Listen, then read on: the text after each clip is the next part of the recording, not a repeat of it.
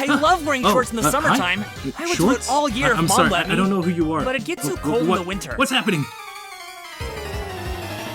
Go Vanillite! Is that ice cream?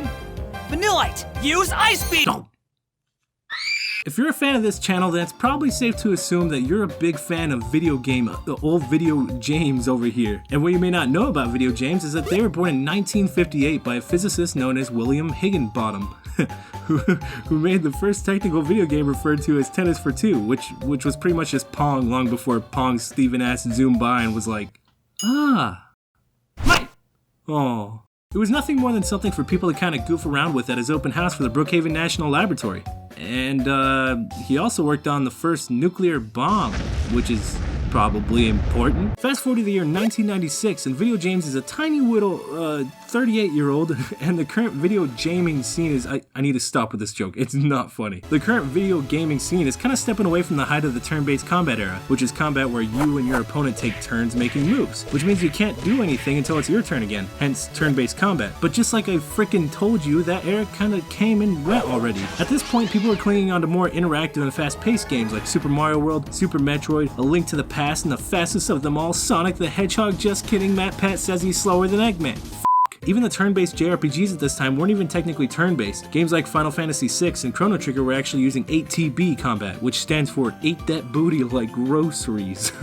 Or that's what I would have called it, but it actually stands for Active Time Battle, which is a lot less catchy. Active Time Battle refers to games that are almost turn-based, but rather than waiting for the opponent to make a move, you just have to wait for this little action meter to refill. It was something to remedy the slower-paced turn-based combat since the general public was desiring something more ADHD Eurobeat friendly. And as time went on, it seemed more and more risky to cash in on that slower-paced market. In comes Pokemon with their pulsing quadriceps saying, I don't give a flying muck if this market is slowing down. I'm passionate, and I got a story to tell about catching monsters and putting them in balls and then making them, I know it sounds weird, but you know, like making them fight against other ball monsters and whatever, it's gonna be cool. And it was. Pokemon released on February 27th, 1996, and it was an instant success with everything it had to offer in and outside of its turn-based combat system, like catching Pokemon, naming Pokemon, raising Pokemon, abandoning Pokemon, which is not okay. Point is, Pokemon is going bloody mental. 8 months after its release, there's already trading cards. A year later, the Game Boy's sales double. 13 months later, Pokemon gets a TV show. 2 years later, the Game Boy sales double again. 3 years later, Obama and Mayor Monkey declare world peace? Yeah, bet you forgot that part. And for the two of you out there who've been living under a damn graveler and don't know what a Pokemans is, I would like to take a quick sec to break down what these cute little majestic critters are and what they're capable of.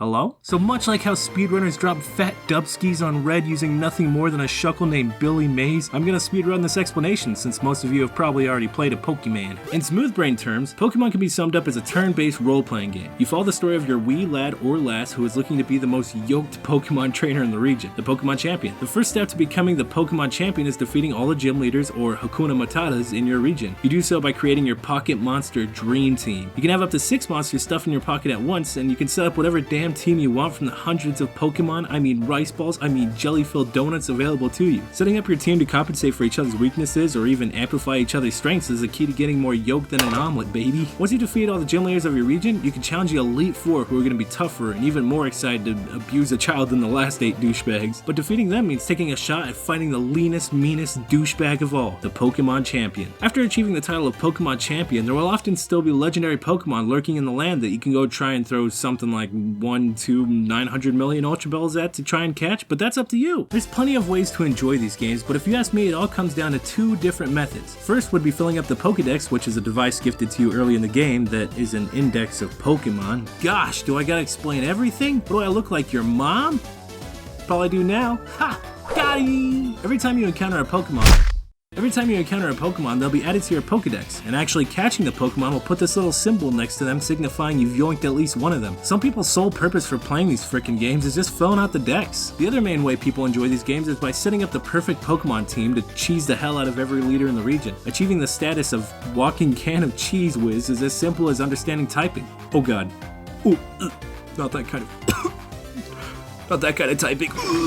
Typing refers to the elemental attribute your Pokemon has, whether it be water, fire, grass, ass, ground, flying, etc. Certain types are stronger or weaker to others, so arranging your team to be well-rounded and compensate for each other's weaknesses is the ideal path to success. Or just raise a Billy Mays. Regardless of how you're getting your kicks out of these games, you'll always find yourself running into the same combat system for every mainline Pokemon game. Turn-based combat. But with all these extra features and the insane, easy-to-understand accessibility to the combat system in these games, people are having way too much fun absolutely decimating unsuspecting trainers with their level 86 shuckles to worry about turn-based combat feeling slow. The late 90s was prime time to own a Game Boy in any hue of the pocket monsters. Fast forward to today, and the modern landscape for AAA games went all the way from a floppy little Magikarp to a mother-trucking shiny Mega Evolved Gyarados wearing a macho band. We got games completely obliterating any constructs we had for what we thought was possible in the cyber realm. Games that stuck with the turn-based formula have been doing some crazy inventive stuff to keep modern gamers involved since the insides of their heads resembled that of a mystery box in Mario Kart. Games like Undertale and Yakuza have proven that you can keep turn-based combat around with a little innovation, but true turn-based combat really feels like a thing of the past with a few exceptions such as Dragon Quest and Persona. But games like Final Fantasy that started out turn-based, turned ATB, and are now just like, hey, you got a sword?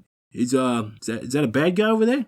What are you waiting for? Go cut the shit out of him. With that being said, there is still one massive shining example of a series sticking to its turn-based roots, and that series is Pokemon. It's Pokemon. You tapped on the video. You know what it is. It's Pokemon. Don't play dumb with me. Over the years, Pokemon has changed so much, yet also nothing at all. Like, the general format is intact, but for even like the Pokemon, I mean, what in the Super Knuckle Knuckle Bill Buckle Banana is this shit? Skin tone, chicken bone, leave me alone.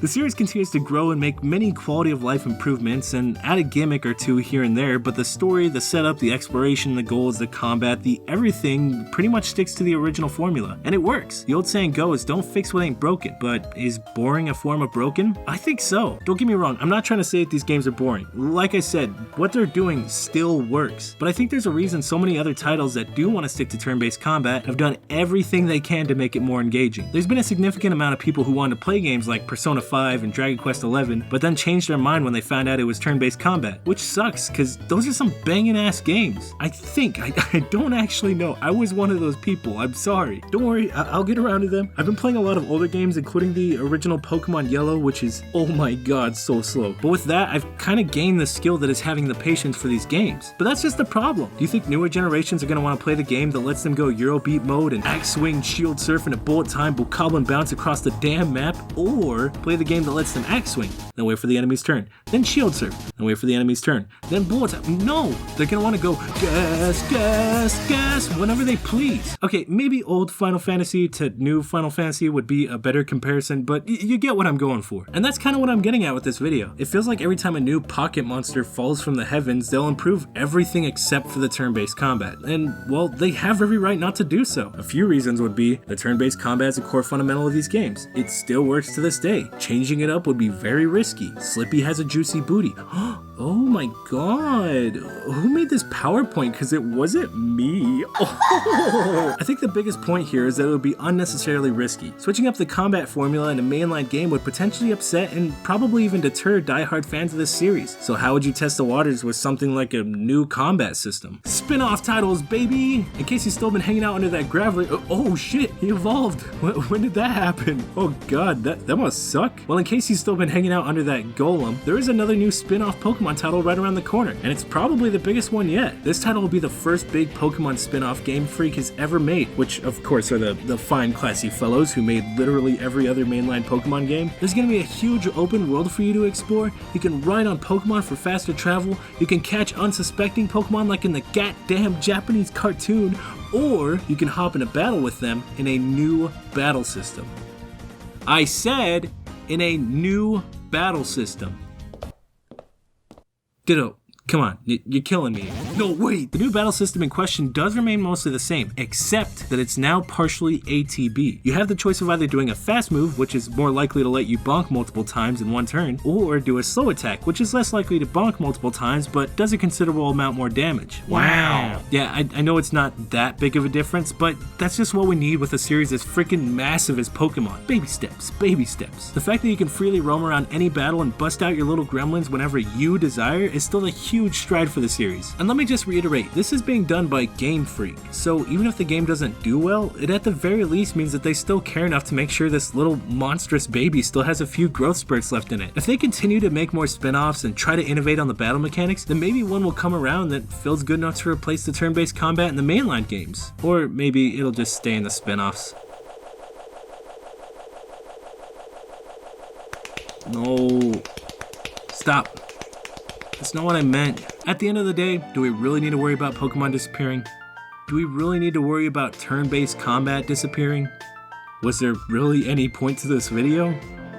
I know I've made a video or two talking about why you shouldn't try and fix what isn't broken, but also I don't think there's anything wrong with striving for more. Yeah, a new sequel that switches up what people came to love in its predecessor is risky, but this is why spin-off titles exist. If you ask me, this should be a common thing with big game companies. Of course, for smaller devs, the risk is much higher, but when your company can afford to have a freaking Pikachu-themed subway, then you can probably bounce back from a bad spin-off or two. Regardless of whether turn-based combat is going anywhere or not, I think Pokemon has been living off the same kind of system for a long time, and could perhaps benefit from a change. Test out as many turn-based combat systems as you need in these spin-off titles, and maybe one will be good enough to replace what we got. But also, maybe there's nothing wrong with what we got. In all actuality, I don't think true turn-based combat is disappearing anytime soon. I just want to be sure that we can say the same for our beloved little barfy ball babies. That's just Hydro Pump. That's just... I think he died. Hey, you did it. You made it to the end of another video. Thank you so much for watching. If you're new to the channel and this is your first time finishing one of my videos, maybe hit subscribe. And if you're still here, I'd like to say immediately thanks to Pieraite Chirps. His info is down in the description. He's the guy who, does all the freaking amazing voice work, and he did the intro bit with me and the trainer boy. So if you liked his work and you want to maybe commission him or something, that guy will take it. That guy will do it. He'll get it done.